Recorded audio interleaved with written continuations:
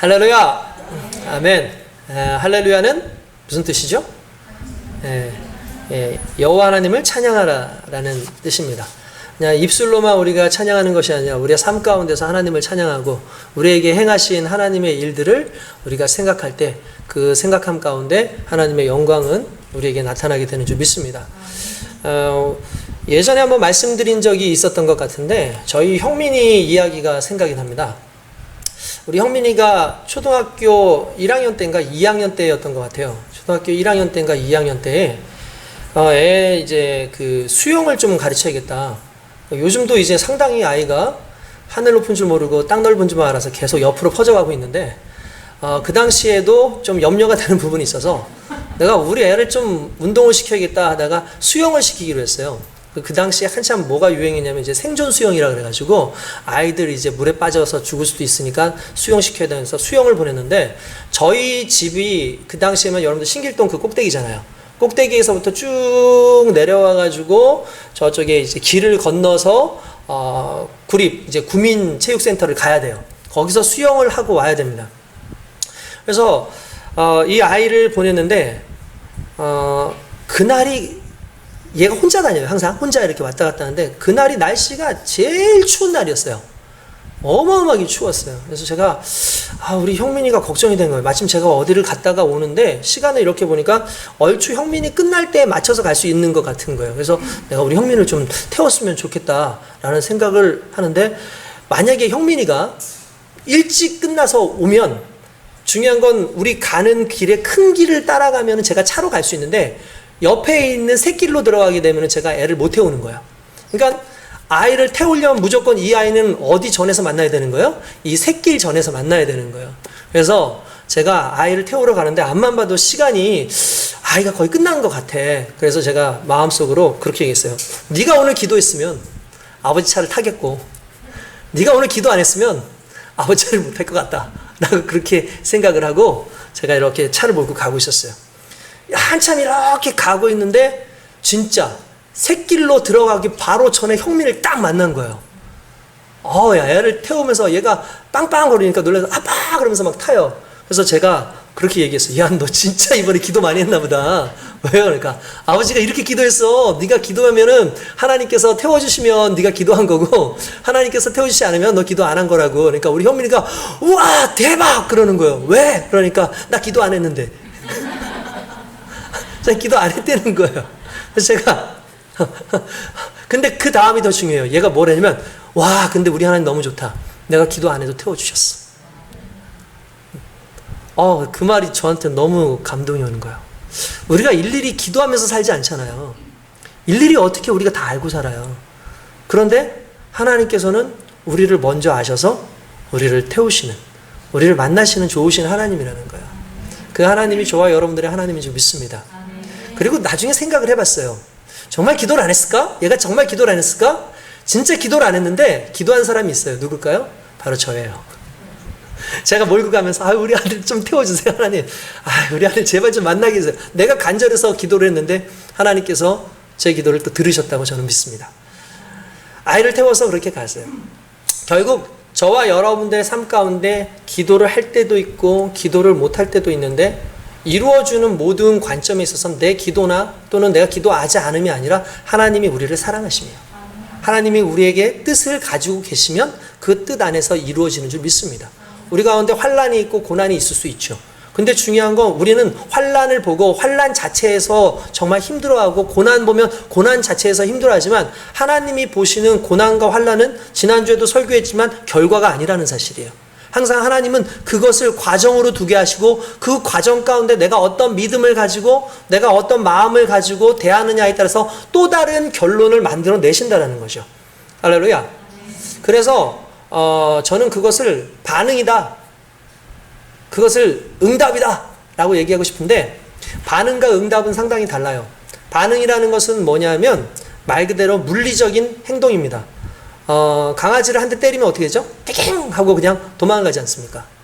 그러니까 어떤 일정한 행동을 했을 때 나오는 게 반응이에요. 그걸 보고 리액션이라고 그렇게 얘기를 하죠.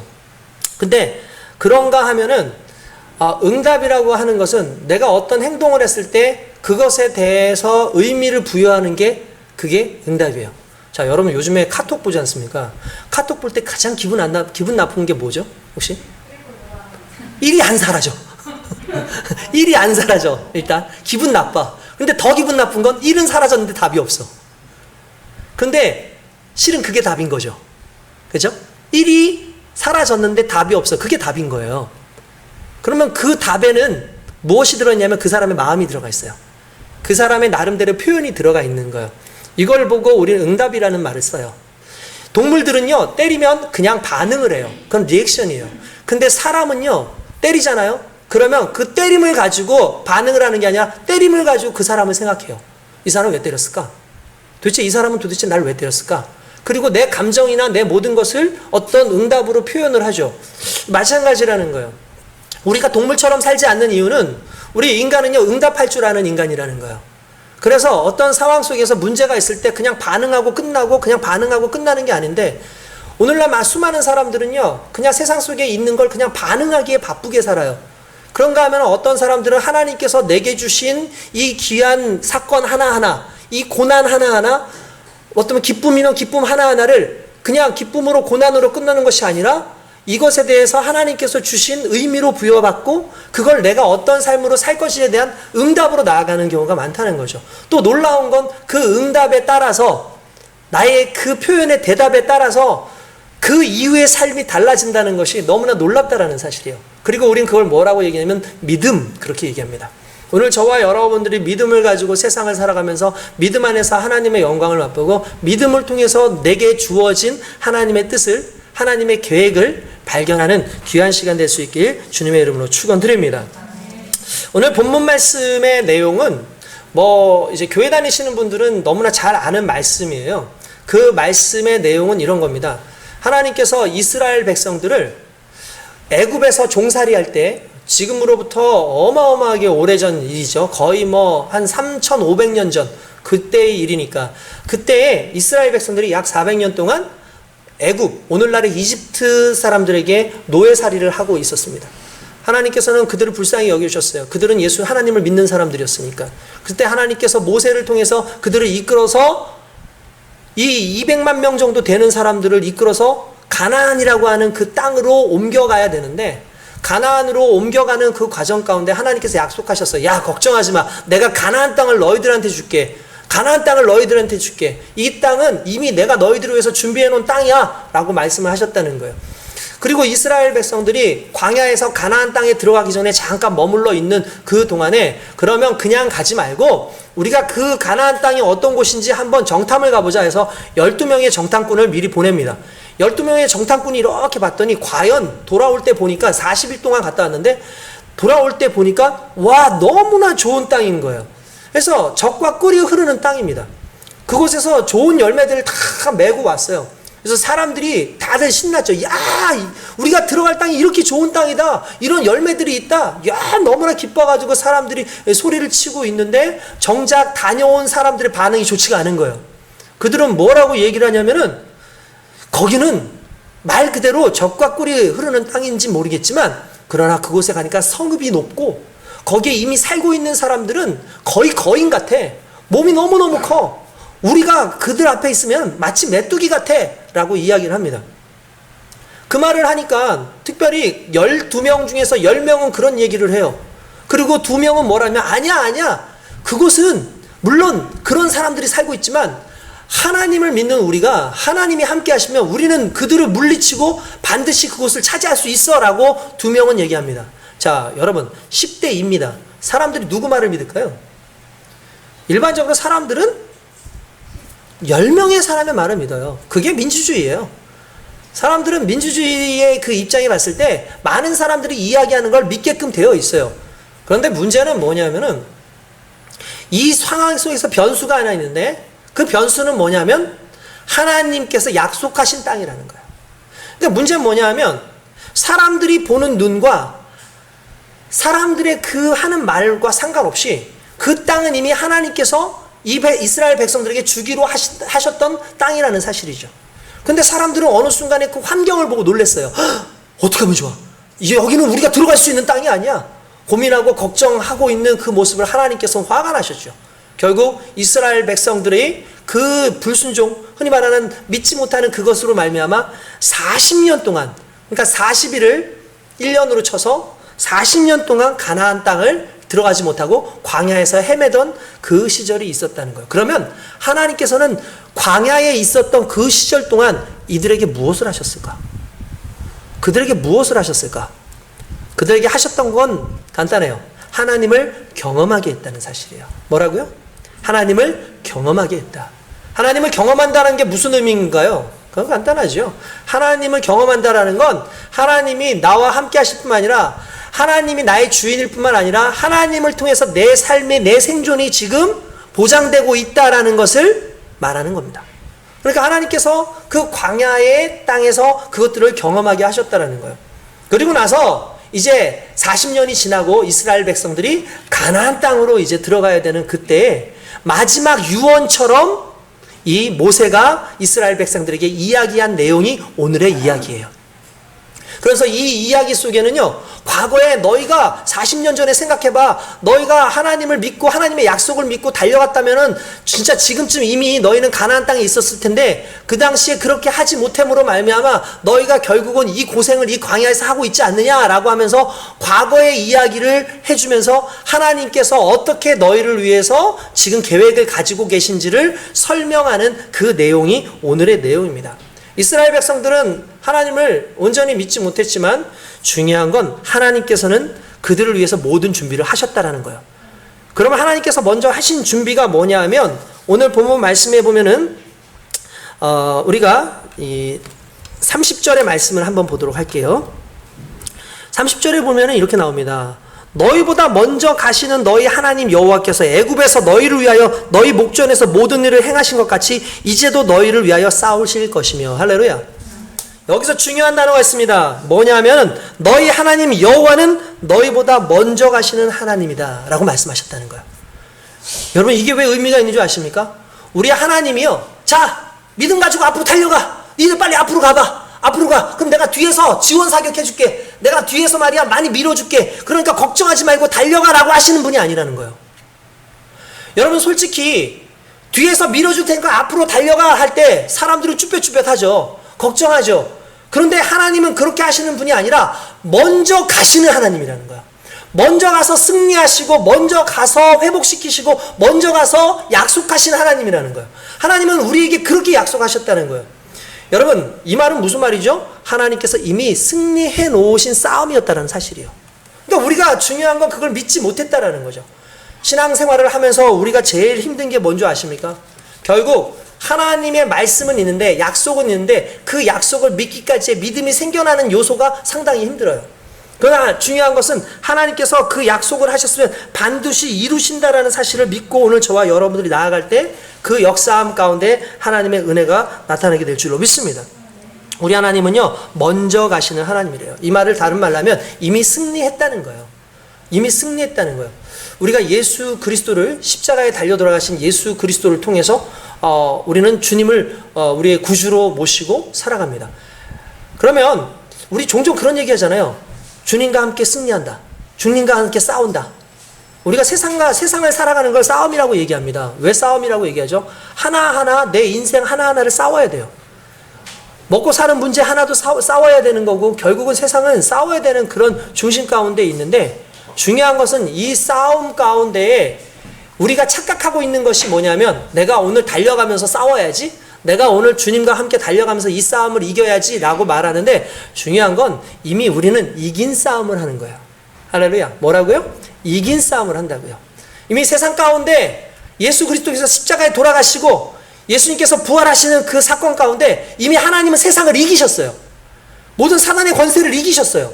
그러니까 우리가 이겼다라는 말은 다른 것이 아니에요. 내가 그분을 따라서 가면 이미 승리한 그 땅을 밟는 거다라는 것이죠. 그러니까 우리가 차지만 하면 되는 거예요. 이게 예수 그리스도의 싸움의 특징이고 승리한 백성들의 특징이라는 걸 알 수가 있다는 거죠. 우리가 예수님 믿는 사람들을 예수님의 제자라고 얘기합니다. 제자라고 하는 뜻이 원래 헬라어로 나와 있는 그 뜻이 뭐냐면 발자국을 밟는 자, 그런 뜻을 가지고 있어요. 그럼 누구의 발자국을 밟는 걸까요? 제자는 스승의 발자국을 밟고 가는 거예요. 그러니까 예수님의 발자국을 밟고 간다라는 건 어마어마한 의미가 있는 거죠. 왜 그렇습니까? 예수님이 가는 그 길은 이미 승리의 길이에요.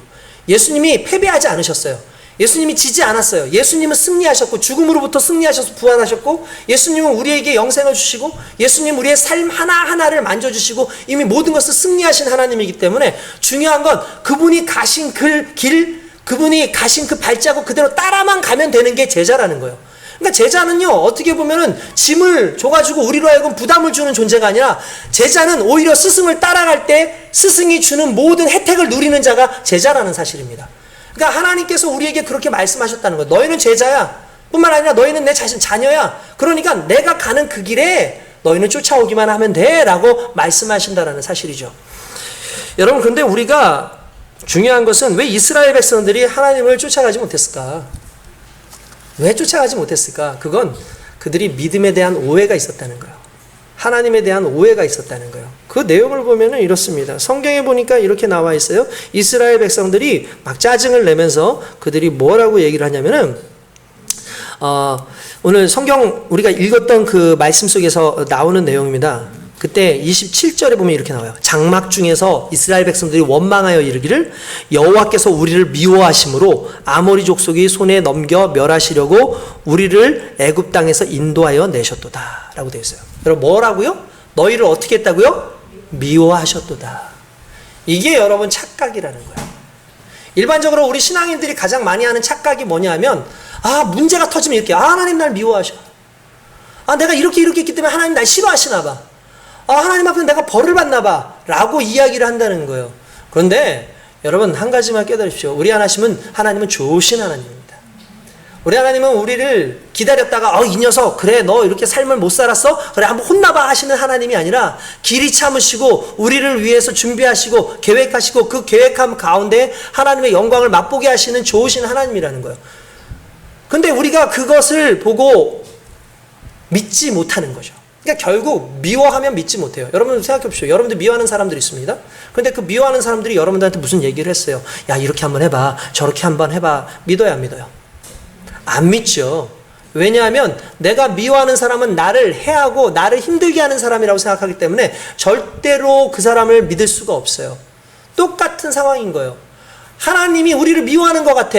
그래서 어떻게 애굽 땅에서 불러내시긴 하셨는데 애굽 땅에서부터 가나안 땅으로 가려고 보니까 가나안 땅이 녹록치가 않아. 만만치가 않아. 그러니까 그 현실 가운데 낙동강 오리알처럼 이렇게 떨어져 가지고 있는 모습을 보니까 자기의 상황들이 아주 한심스럽고, 하나님께서 이렇게 불러내셨으니까 이 모든 건 하나님께서 불러내셨다고 하는데 우리를 이렇게 부르신 거 보니까 우리가 미워가지고 우리가 제대로 신앙생활 안 하니까 하나님께서 이렇게 불렀나 보다 라고 했다라는 거죠. 그리고 그 미워함이, 그 원망함이 결국 어떤 것으로 발전하면 믿음 없음으로 발전을 했다라는 거예요. 여러분, 하나님은 다시 말하지만 좋으신 하나님입니다. 절대로 여러분들을 버리지 않는 하나님이라는 걸 믿으시길 주님의 이름으로 축원드립니다. 여러분, 사람들이요, 왜 원망했을까요? 왜 하나님을 미워하고 왜 하나님께 불평했을까요? 그거는요, 백성들이 원망한 이유는 보장이 없기 때문이에요. 간단하게 말하면 안정이 없기 때문이에요. 애굽에서 모든 걸 버려두고 왔는데 가나안 땅에 들어갈 만한 보장이 없어요. 어떻게 될 가능성이 없는 것 같아요. 그러면 제일 먼저 생기는 게 뭐죠? 원망이에요. 그리고 염려가 생겨요. 여러분, 그런데 성경을 보니까 재미있는 내용이 나옵니다. 무슨 내용이냐면 그들이 보장되지 않는 그것, 그들이 걱정하는 게 뭐였을까요? 결국 의식주 문제 아니었을까요? 먹는 문제, 그리고 내가 입는 문제, 그리고 내가 거주하는 문제에 대한 불안함이 생겼어요.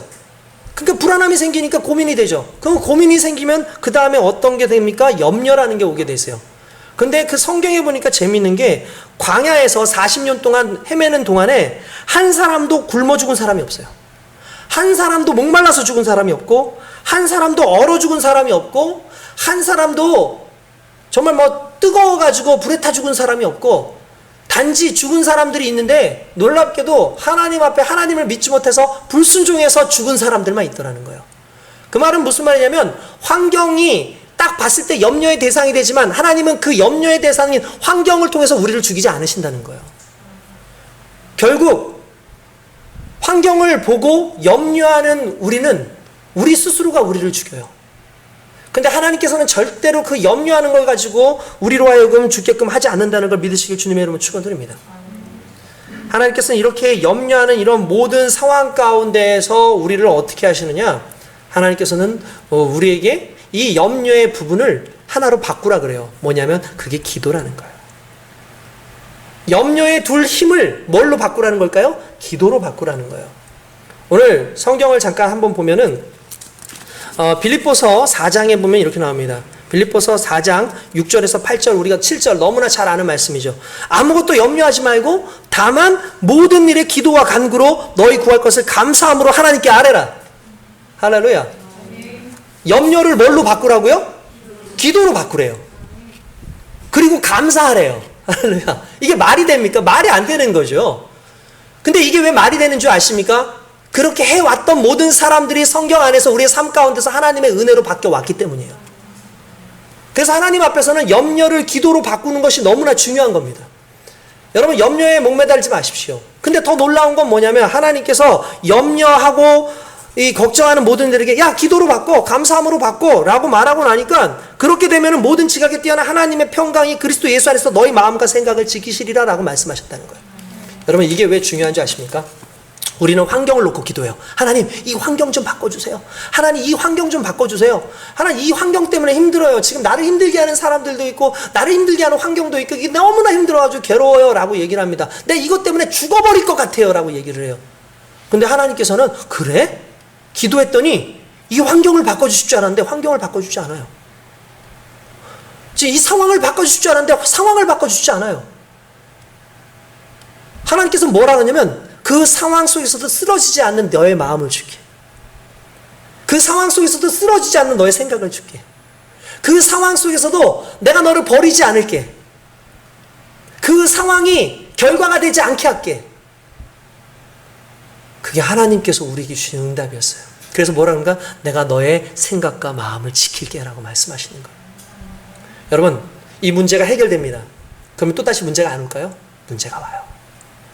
또 이 문제가 또 왔습니다. 기도했어요. 해결됐어요. 그럼 그 문제가 안 올까요? 와요.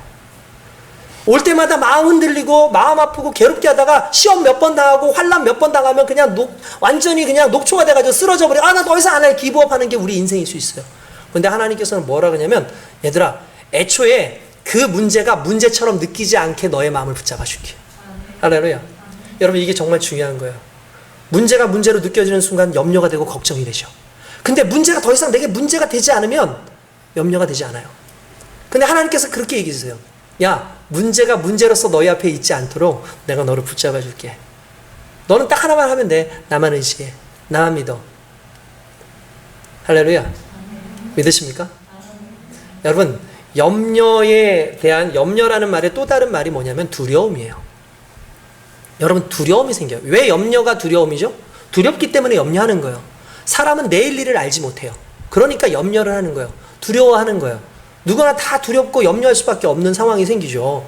그런데 하나님께서는 뭐라고 말씀하시냐면, 야, 그 두려움, 그 염려에 대해서 내가 너한테 하고 싶은 말이 있어. 그 염려 너의 거 아니야. 그 고민할 거 너의 것 아니야. 성경에 마태복음 6장 34절에 보면 이렇게 나옵니다. 그러므로 내일 일을 위하여 염려하지 말라. 내일 일은 내일이 염려할 것이요 한날의 괴로움은 그날로 족하니라. 할렐루야. 여러분, 이 말이 무슨 말이냐면 특별히 여기서 집중해야 될 게 있어요. 얘들아, 내일 일 염려하지 마. 내일 일은 내일 염려할 것이요. 이렇게 얘기해요. 그런데 여기에 내일 일은 내일이 염려하게 할 것이요 라고 돼 있어요. 그럼 무슨 말이냐면 내일이라는 단어를요 인격적으로 사용했어요. 그래서 이렇게 하는 거예요. 내일 일은 내일이 염려하게 냅둬. 그 말은 무슨 말인지 아십니까? 너 내일 네 거 아니야. 너가 내일 살아있을지 죽을지는 너도 몰라.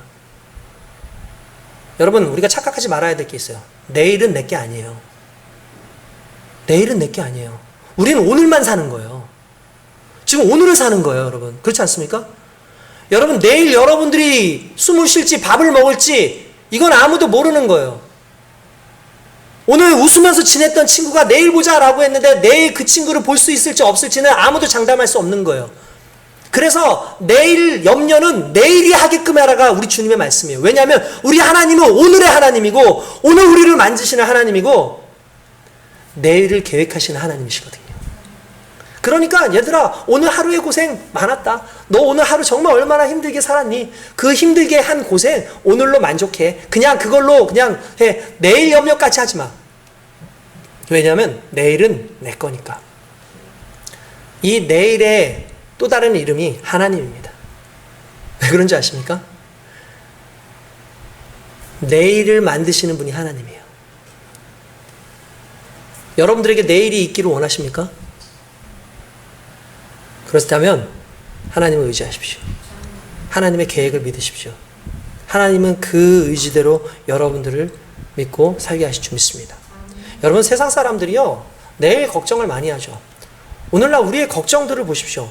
세상은 실제로 많은 걱정을 하기 때문에 수많은 안전장치를요 자꾸 만들게 하려고 해요.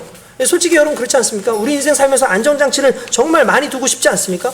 그래서 사람들은요 안전장치를 두기 위해서 뭐 투자라는 걸 하기도 하고 부동산을 얻기도 하고 그리고 어떤 일정한 뭐 보험을 우리가 하기도 하고 다양한 것들로 해서 결국은 이제 내일의 그 염려와 미래에 대한 고민에 대해서 내가 안전장치를 하려고 해요.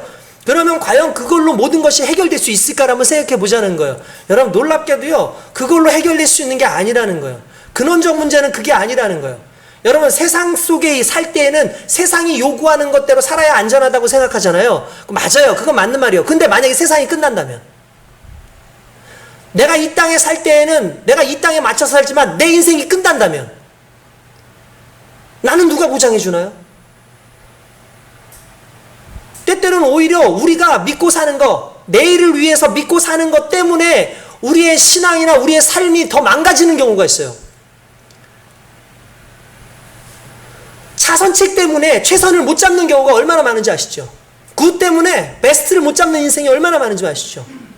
여러분 우리가 안전벨트 매지 않습니까? 안전벨트 매면은 야, 이 안전벨트 진짜 안전하지. 이거 매고 살아야 돼. 맞아, 운전할 때 안전벨트 매야 돼. 손잡이 꽉 잡으세요. 손잡이 꽉 잡죠. 근데 여러분 생각을 해봅시다. 비행기를 타고 갑니다. 여러분 자 안전벨트를 꼭 매주세요. 그래서 꼭 맸습니다. 여러분 차에서 안전벨트를 꼭 매주세요. 맸습니다. 그런데 이 안전하다고 생각하는 이 안전벨트를 가고 있는데 비행기가 추락하고 있어요. 비행기 옆에서 불이 났어요. 지금 추락을 해요. 그러면 우리는 안전벨트의 우상에 빠져 있어. 그래서 난 안전벨트만 매고 있으면 살 수 있다라고 착각을 해요. 왜냐하면 그렇게 배워왔으니까. 물속에 자동차가 빠졌습니다. 근데 안전벨트를 매고 있어요. 왜냐하면 안전벨트를 매면 산다고 그렇게 배워왔으니까 항상 안전벨트를 살아야 된다. 근데 여러분 이 안전벨트가 오히려 나를 죽이는 거예요. 비행기가 떨어져 가고 있으면 우리는 빨리 안전벨트를 풀러내고 낙하산을 메고 뛰어내려야 됩니다. 물속에 들어가고 있다면 나를 안전하게 지켜주고 있다고 생각하는 그 안전벨트를 빨리 끊어가지고 밖으로 나와야 돼요. 근데 세상 사람들이 이런 식으로 산다는 거예요. 세상이 요구하고 안전벨트처럼 이야기하는 거, 세뇌시켜주는 거, 야 돈이 안전벨트야, 야 명예가 안전벨트야, 너 권력이 안전벨트야, 이런 것이 너의 인생의 안전벨트야 라고 했는데 권력을 쥐고 있고 세상에 있는 이 세상이 무너져가고 있고 내 인생이 무너져가고 있는데 그거 붙잡기 때문에 다른 것을 잡을 생각을 안 한다는 거죠. 오히려 여러분들에게 주어져 있는 수많은 명예와 돈과 이런 것들이 여러분들의 인생에 하나님을 만나지 못하고 인생의 세상의 주인공인 세상을 만드신 그 하나님을 붙잡지 못하게 하는 방해 요소로 여러분들의 삶 가운데 있을 수 있다는 걸 먼저 이해를 해야 된다는 거예요. 그래서 여러분 내일을 위해서 오늘 준비하는 것 좋지만 내일을 위해서 오늘 우리가 준비할 것은 내일을 이끄시는 하나님입니다. 그 하나님을 만나고 그 하나님과 함께하면 놀라운 역사가 일어나게 돼 있어요. 믿으십니까? 그 하나님이 저와 여러분들의 하나님이시죠. 좋으신 하나님이시죠. 하나님 우리를 사랑하십니다. 사랑하기 때문에 이 얘기를 하시는 거예요. 여러분 생각해 보세요. 우리 딸이 고민을 하는 겁니다. 내일 어떤 일이 있고 어떤 일이 있어 보면 아버지 엄마가 그거 듣고 있으면 마음이 어떨까요? 막 속상하죠. 그럼 그런 얘기예요. 걱정하지 마. 걱정하지 말고 자. 그래서 제가 얘기합니다. 그거 다 알아서 해놓게. 그거 다 알아서 하니까 걱정하지 마. 그런데도 불구하고 딸은 걱정해요. 나 어떡하지? 나 내일 분명히 문제 터질 것 같아. 막 이렇게 해요. 그런데 엄마 아버지는 계속 뭐라고 그래요? 아니야. 자, 괜찮아. 자. 라고 얘기를 합니다. 그렇게 이야기하는 이유가 뭡니까? 사랑하기 때문 아닌가요? 근데 놀랍게 성경에 그렇게 나와 있어요. 요한 1서에 보면은, 요한 1서 4장에 보면은 뭐라고 되어 있냐면은, 요한일서 4장 한번 그냥 제가 읽어드릴게요. 18절에 이렇게 합니다. 사랑 안엔 두려움이 없고 온전한 사랑이 두려움을 내어쫓나니 두려움에는 형벌이 있습니다. 두려워하는 자는 사랑 안에 온전히 이루지 못하였느니라 라고 말한다는 거예요. 여러분, 염려는 두려움이에요. 두려움이 있기 때문에 염려가 돼요. 근데 하나님께서 이렇게 얘기합니다. 사랑 안에는 두려움이 없어. 사랑 안에는 염려가 없어 라고 얘기해요. 왜 그렇습니까? 사랑하시기 때문에, 우리를 위하시기 때문에 먼저 가셔서 그 삶을 만지시는 거예요. 그러니까 우리가 이제 믿을 수 있는 건 하나예요. 믿어야 되는 건 하나예요. 하나님을 사랑하는 거예요. 사랑하면 믿게끔 되어 있어요. 아까 전에 이스라엘 백성들이 하나님을 사랑하지 못한 이유가 뭐였다고요? 현실의 문제. 큰일 났네. 어떡하지? 그러니까 하나님은 나를 미워하는구나 라고 오해하기 시작하는 거야. 그러니까 믿지 못해요. 그러나 그 오해 가운데 하나님께서는요, 왜 광야 생활 40년을 돌리게 하셨냐면 그 광야 생활 동안 하나님을 사랑하는 법을 가르쳤어요. 하나님이 이들을 사랑해서 그들을 죽이지 않으셨다라는 사실을 깨닫게 했어요. 그리고 나서 다시 말씀하시는 거예요. 이제 믿겠니? 내가 너를 위해서 달려간다니까, 내가 먼저 간다니까, 너희가 가라가 아니라 내가 먼저 갈 게니까 넌 나만 쫓아와. 근데 쫓아올 때 필요한 게 있어. 나에 대한 사랑과 믿음이야. 오늘 저와 여러분들이 그 사랑과 믿음을 가지고 달려갈 때 하나님은 귀한 역사를 우리 가운데 나타내신 줄 믿습니다. 결국 그게 저와 여러분들의 삶 가운데 가장 중요한 부분이라고 볼 수가 있다는 거죠. 사랑하시니까 이루시는 것, 사랑하시니까 해결하시는 것. 할렐루야. 사랑할 때마다 하나님께서 우리의 기도를 들으시는 줄 믿습니다. 우리의 마음만 고치시는 거 아니에요. 정말 하나님께서 필요하시고 하나님의 뜻에 맞으면 그 뜻에 합당하게 역사하세요. 저는 여러분들한테 지난번에도 말씀드렸지만, 제가 한 달 전에 여러분들 제 기도 제목 생각나십니까? 제가 허리가 너무 아팠어요. 제가 허리가 너무 아파가지고 갑자기 허리가 아픈데, 어떻게 아프냐, 가만히 있으면 이상이 없고 걸을 때면 아프는데 이 엉치 쪽에서부터 다리까지 다 아픈 거예요. 너무 아파가지고 제가 괴로워가지고, 우리 사모가 알아요. 제가 아파했던 거를 우리 사모가 알고 있어요. 그리고 우리 성도들도 아마 아실 거고, 제가 또 기도해달라고 했었으니까. 제가 너무 아파가지고 얼마나 아팠었냐면은, 이게 지금 제가 살펴봤더니 척추관 협착증이라고 하는 그 증세하고 똑같은 거예요. 이 증세가 얼마나 심해졌냐면, 제가 걷는데 20m를 걷다가 주저앉아 있었어요. 도저히 못 걷겠어. 또 20m를 가다가 주저앉았어요. 그러니까 그런 식으로 계속해서 제가 앉아 있었어요. 너무 힘든 거예요. 아픈 거예요.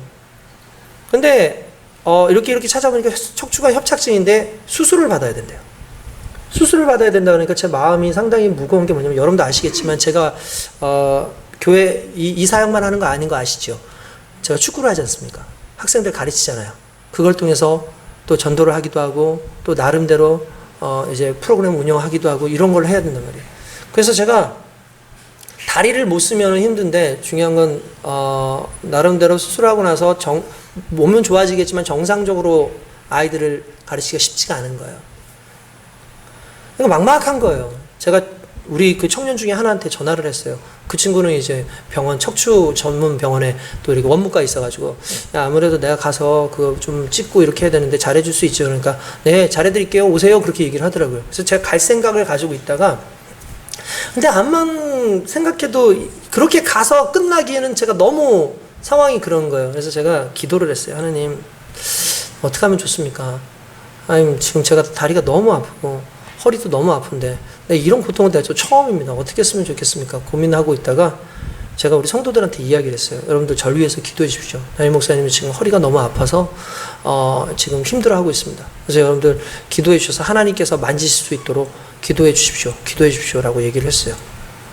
그리고 기도를 하고, 정말 저도 뜨겁게 기도하고, 그 전날에 마침 그 어떤 분의 설교를 이제 들었는데, 그 설교 때 여러분들 아실 거예요. 그 박 목사님이신데, 자기 딸이 거의 죽음 가운데 있었는데 하나님께서 살려주셨던 그 내용을 듣고 난 다음에 제 가슴이 뜨거워졌어요. 그래서, 그래, 하나님께서 죽은 자도 살리시는데 하나님께서 충분히 이걸 해결하실 수 있지 않겠나.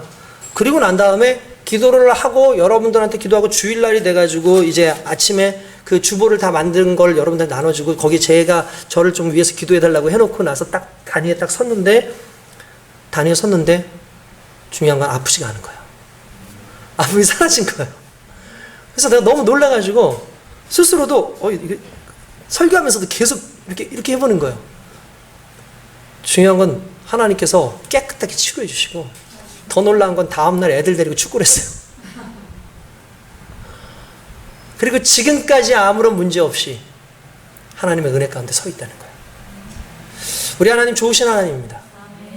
반드시 하나님의 뜻에 따라 분명히 하나님의 뜻을 이루고 하나님의 목적이 있기 때문에 치료의 광선을 바라는 줄 믿습니다. 그뿐만이 아니었어요. 최근에 우리 운동장을, 여러분들 아시겠지만 그 운동장이 있는데, 운동장에 엘리베이터를 놔야 되기 때문에 그 운동장 일부분을 좀 빼달라는 거예요. 근데 그 운동장을 빼게 되면은 그 운동장의 의미가 없어져요. 그것 때문에 고민을 하기 시작했어요. 아니, 어떻게 빼라는 거지? 어떻게 빼라는 거지? 그 관리소장이 왔어요. 관리소장이 와가지고 한다는 이야기가, 우리가 이거를 해야지만 그 가게, 그 건물의 가치가 높아지기 때문에 값을 더 받을 수 있고, 지금 공실이 많기 때문에 이걸 해놔야지, 엘리베이터를 막 5, 6층까지 해놔야지 사람들이 들어온다는 거예요. 근데 이해는 돼요. 왜냐하면 그 사람들도 거기 공실이 많으니까 당연히 들어와야 되니까 이해가 되는 거죠. 근데 우리로서는 너무 힘든 그 상황이 발생을 하는 거예요. 그래서 고민을 했어요. 그래서 그 관리소장하고 물어봤죠. 어떻게 했으면 좋겠냐. 그러니까 관리소장이 처음에 하는 얘기가, 서로 얘기하다가 3가지 안을 내밀었어요. 첫 번째 안은 뭐냐면 한 2m 정도를 빼주시고 나면 그만큼 보상을 해드리겠다. 그래서 비용을, 월세를 깎아주겠다. 뭐 이 얘기를 하는 거예요. 근데 이게 제 마음에 있지 않았어요. 저는 별로 마음에 안 듭니다. 그러니까 두 번째가 뭐냐면, 이제 우리 전사님하고 얘기를 같이 해가지고 한 게 뭐냐면은, 엘리베이터를 내리고 난 다음에 엘리베이터를 만들고 나서 우리까지 오진 않는데, 중요한 건 밑에 있으면 떨어지면 큰일 나니까 H빔을 이렇게 연결을 해가지고 그 H빔을 놓으면 안전할 수 있다. 그 얘기가 나왔어요. 그리고 세 번째는 뭐냐면, 아예 1층이 아니라 1층 반 위에 올라가서 아예 그 엘리베이터를 만드는 것으로 하면 우리 쪽에 영향이 없을 수도 있다. 뭐 이런 내용이 있었어요. 근데 3가지 다 제 마음에 전혀 들지가 않는 거예요. 그런데 중요한 건, 암만 생각해도 이 3가지에서 벗어날 수 있는 방법은 없는 것 같아요. 그래서 제가 그 순간에도 딱 하나 생각밖에 안 나더라고요. 기도하자. 이걸 어떻게 얘기하겠나. 아무런 뭐 방법이 없는데 뭐 어떻게 해요. 그래서 기도해야겠다 싶어가지고, 암만 생각해도 이렇게 보니까 두 번째가 제일 나은 것 같아. 그래서 두 번째를 놓고 내가 기도를 해볼까? 그런데 마음 가운데 두 번째를 놓고 세 번째를 놓고 해도 마음이 편하지가 않은 거예요. 그래서 그날 수요 예배 때 성도들한테 이야기를 했어요. 여러분, 제가 우리 집사님도 계시고 했으니까, 여러분 이것을 위해서 기도해 주십시오. 이것을 위해서 기도해 주십시오. 하나님께서 가장 좋은 방법을 해결할 수 있도록 여러분 기도해 주십시오 라고 얘기하고, 제가 기도를 하고, 성도들이 그 자리에서 막 기도를 하고 가면서도 계속 기도를 했어요. 기도를 하고 난 다음에 몇 시간 뒤에 갑자기 전화가 왔어요. 그 관리소장이 전화가 와더니, 목사님, 네, 그냥 하시면 됩니다. 그래서 왜요? 그러니까 집주인이 갑자기 안 한다 그랬대요. 엘리베이터를 안 세우겠다는 거예요.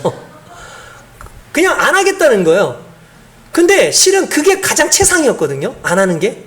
그러니까 그러면은 이제 우리가 전혀 문제될 게 아무것도 없는 상황에서 안 하겠다는 거예요.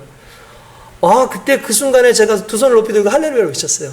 할렐루야 하고 제가 권사님한테 전화가지고, 권사님 기도에 응답됐습니다. 우리 집사님께서도, 제가 얼마나 감사한지 너무 모르겠는 거예요. 이거는 그 상황에 있어 보지 않으면 여러분들 무슨 말인지 모를 거예요. 근데 그 상황에 하나님께서 주셨는데, 제가 느낀 게 하나가 있어요. 우리 하나님은 내가 기도하는 것보다 더 응답하시는 하나님이세요. 그게 우리 하나님이에요. 우리 하나님은 내 삶 가운데 그냥 내가 기도하고 머물러 있는 것에만 멈추는 분이 아니라 그 이상을 만드시는 하나님이에요. 그걸 통해서 하나님의 영광을 나타나게 하시고, 놀라운 것은 우리 교회에 관련돼 가진 자료를 또 그분들한테 보내달라 해서 보내주기까지 했어요. 제가 전도까지 했다니까요. 순간적으로. 하나님께서 계획하시면 우리의 생각 그 이상으로 하나님은 이루십니다. 그래서 하나님은 좋으신 하나님이에요.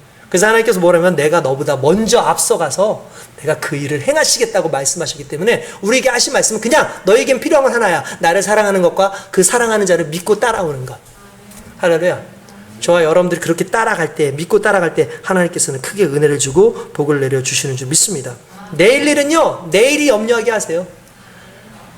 내일 일은 하나님이 염려하십니다. 오늘은 오늘, 우리의 삶에는 오늘 우리의 것까지 주어진 것에 만족하면서 살아가면서 그 삶 가운데서 살아가는 것이 저와 여러분들에서 가장 귀한 일이라는 걸 믿으시길 주님의 이름으로 축원드립니다. 그렇게 하나님께서는 우리를 이루시죠. 여러분 세상 사람들은 원망하죠. 믿음 안에 있는 사람들도요. 문제가 생기면 원망해요. 어떻게 원망을 하는지 아십니까? 모세가 처음에 자 우리 들어갈 수 있어. 거기 점령할 수 있어 라고 얘기하는 그 순간에 사람들이 했다가 갑자기 10사람이 와가지고 안 된다 그러니까 사람들이 순간적으로 보이지 않는 하나님한테 반항할 수 있고 돌을 들었어요. 누굴 치려고 그랬을까요? 모세를 죽이려고 그래요. 모세를 죽이려고 그랬어요.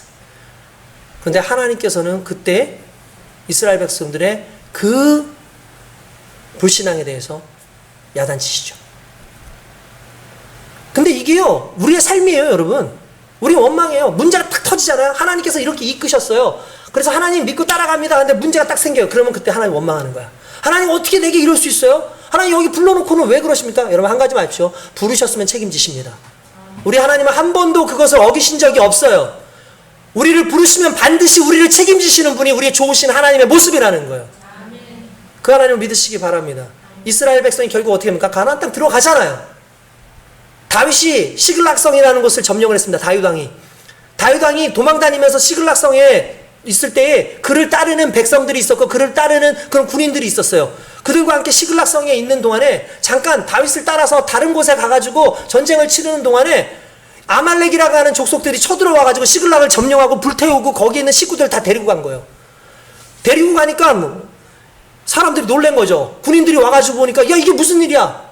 야 우리가 괜히 다윗을 쫓아와가지고 이런 일을 했다면서 그 순간에 다윗을 죽이려고 하는 그 순간에 하나님께서 다윗에게 지혜를 주시고 은혜를 주시고 다윗의 입술을 해서 야 하나님이 이 모든 일을 선하게 바꾸실 거야. 걱정하지 마. 이 모든 것을 통해서 하나님은 역사하셔.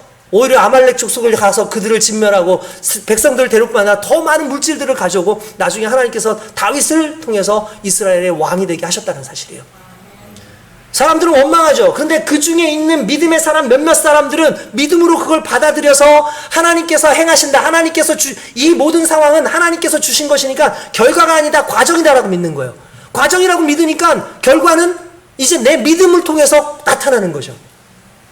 아브라함 보십시오. 아브라함이 갈대 우르에 살고 있을 때 하나님께서 가나안 땅으로 가라고 하십니다. 그런데 중요한 건 그가 가나안 땅에 가야 되는 그 상황에 어디로 가서 어떻게 가고 어디에 정착하라는 말씀하지도 않아요. 그런데 하나님이 말씀하셨기 때문에 그는 믿어요. 그게 뭘 믿는 줄 알아요? 그분이 좋으신 하나님이라는 사실과 그분이 나를 위해서 하시는 말씀이라는 사실과 그리고 가장 중요한 것은 그분이 먼저 가서 내 땅을 이루어 놓으실 걸 믿는 거예요. 그 믿음이 있으면 놀라운 역사가 일어납니다. 요셉 같은 경우도 그렇게 얘기합니다. 요셉이 여러분들 알겠지만 형들의 그 시기와 질투에 의해서 노예로 팔려가지 않습니까? 그래서 애굽 땅에 먼저 들어가 있지 않습니까? 그러니까 사람들이 생각하기에는 아유 저 아주 지질이 복도 없어. 어떻게 형제들한테 팔려가지고 저렇게 갔을까? 아유 참 안타깝네 라고 얘기할 수 있어요. 근데 스토리를 보십시오. 그때 원망합니까? 원망하지 않습니다. 하나님 앞에 기도합니다. 하나님께서 그를 부르시더니 결국 하나님께서 그를 고난 가운데서 건지셔서 애굽의 국무총리가 되게 하시죠. 그래서 멀리 살고 있는 형들이 와가지고 그 가뭄 때에 와가지고 이 애굽은 물질이 풍부하니까 와가지고 막 그렇게 있을 때 그들 앞에 나타나서 얼굴을 보여주죠. 형님 저 동생입니다. 저 요셉입니다. 그러니까 형들이 팔뚝 짠 거지. 야 이제 우린 죽었다. 우리가 팔아가지고 지금 잡혀온 이 동생이 여기에서 지금 국무총리가 됐는데 이제 우린 다 죽었다라고 하는 그 순간에 그가 뭐라고 얘기하는 줄 아시죠? 형님 걱정하지 마십시오. 이 모든 상황은 하나님께서 우리 가족을 위해서 나를 먼저 이곳에 보내신 겁니다. 우리 가족을 살리기 위해서 하나님께서 먼저 행하신 겁니다 라고 고백하는 순간에 화해가 일어나고 서로에 대해서 오해가 풀어지고 하나님을 찬양하고 이스라엘 모든 백성들이 죽음에서 면해지는 귀한 역사가 일어났다는 거예요. 결국 우리 하나님은 모든 환난 가운데 고난 가운데서도 우리를 위해서 먼저 행하시고 먼저 다 계획을 가지고 계시고 우리를 부르시기 때문에 그 부르심은 하나님이 반드시 책임지십니다. 우리에게 필요한 건 뭐겠어요? 하나님을 믿는 거예요. 하나님을 사랑하는 거예요. 그 안에 있을 때 우리의 염려는 사라집니다. 여러분 오늘의 염려로 내일의 염려로 살지 마십시오. 하나님은 그거 기뻐하지 않습니다. 내가 염려하기보단 하나님은 내가 하나님을 더 붙잡기를 원하는 거예요. 야, 왜 염려해? 안 죽어. 나를 붙잡아. 내가 살려줄게. 내가 너를 만들었잖아. 내가 이 세상을 만들었잖아. 이 모든 것을 만들었잖아. 그렇게 말씀하시니까 하나님이 저와 여러분들의 하나님인 줄 믿습니다. 그 하나님이 우리에게 뭐라고까지 말씀하신 줄 아세요? 성경에 보니까 31절에 이렇게 합니다. 광야에서 너희가 당하였거니와 사람이 자기 대 아들을 안는 것 같이 너희의 하나님 여호와께서 너희가 걸어온 길에서 너희를 안으사 이곳까지 이르게 하셨느니라. 무슨 말입니까? 하나님이 우리를 아들처럼 안으셨대요. 무슨 말입니까? 우리가 하나님의 자녀라는 거예요. 저와 여러분은 하나님의 자녀입니다. 자녀를 그냥 내버려두는 부모가 누가 있어요? 반드시 책임집니다. 아니, 세상의 부모는요, 자녀들 버릴 수 있어요. 자기를 위해서 버릴 수 있어요. 왜냐하면 인간은 그렇게 본능적이고 인간은 그렇게 좀 자기의 편의를 위해서 그럴 수 있어요. 근데 하나님은 절대로 안 버리신다는 거예요. 하나님은 책임지신 하나님이에요. 죄의 문제로 고민하고 죽음의 문제로 고민하고 있는 우리를 위해서 당신의 아들 그리스도 예수를 십자가에 달려 죽이면서 우리의 죄를 용서하셨어요. 우리의 죄 문제를 해결하셨어요. 그분이 하나님이세요. 그 하나님을 믿고 따라가는 자는 반드시 그 하나님 안에서 놀라운 은혜를 경험하게 되는 줄 믿습니다. 하나님은 염려하지 말라고 합니다. 그런데 라이스락을 사는 사람이 그렇게 얘기해요. 염려란 하나님이 마침표를 찍은 곳에 물음표를 찍는 것이다. 염려는 뭐라고요? 하나님이 마침표를 찍었는데 거기에 물음표를 다는 게 염려라고요. 하나님은 우리에게 마침표를 찍었고 야 됐어 따라와 라고 했는데 따라와요? 하고 물음표를 찍는 게 우리 인생인 거예요. 하나님 앞에서 물음표를 지울 때에 그것이 나에게 역사로 나타나게 되는 줄 믿습니다. 할렐루야. 그렇게 살아가시기 바랍니다. 하나님의 은혜가 그렇게 저와 여러분들에게 있기를 원합니다. 주님 사랑하시는 거 아시죠? 경험해보면 알아요. 부르짖어 보세요. 내가 응답하겠고 내가 알지 못하는 크고 은밀한 것을 내게 보이리라. 하나님 주인 진짜 맞으세요? 하나님 저를 인격적으로 사랑하는 거 맞으세요? 그러면 내 삶 가운데 함께 해주세요. 하나님 나를 만져주세요. 그때 하나님께서는요 여러분의 인생을 반드시 책임지실 줄 믿습니다. 여러분 오늘 여기에 교회에 그냥 오셨다고 생각하죠? 그냥 우연찮게 왔다고 생각하죠? 대한민국에 전 세계에 이 대한민국에서 이곳에 이 지역에 이 시간에 이 자리에 올 수 있는 게 여러분들 그냥 된 거라고 생각하십니까? 하나님이 부르신 거예요. 오늘 이 말씀을 그냥 듣게 하신 줄 아십니까? 아닙니다. 계획하셔서 여러분들의 삶을 만지시고 여러분들을 사랑하시고 여러분들의 인생을 그 계획 가운데서 이루시기 위해서 오늘 이 자리에 불러주셨다는 사실이에요.